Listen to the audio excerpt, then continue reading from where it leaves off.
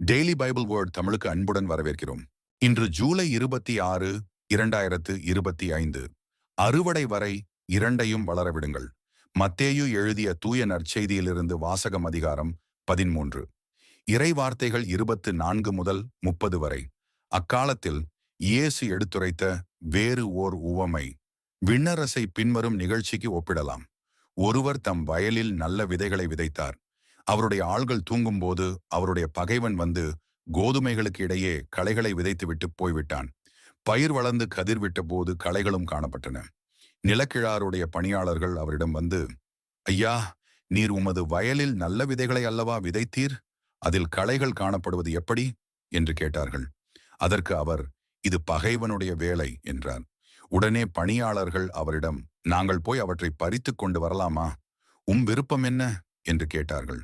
அவர், வேண்டாம், களைகளை பறிக்கும்போது அவற்றோடு சேர்த்து கோதுமையையும் நீங்கள் பிடுங்கிவிடக்கூடும். அறுவடை வரை இரண்டையும் வளரவிடுங்கள். அறுவடை நேரத்தில் அறுவடை செய்வோரிடம், முதலில் களைகளை பறித்து கொண்டு வந்து எரிப்பதற்கென கட்டுகளாக கட்டுங்கள்.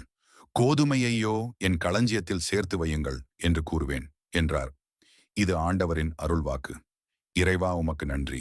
தினசரி நற்செய்தி வார்த்தைகளுக்கு daily Bible words Tamil channel subscribe பண்ணுங்க.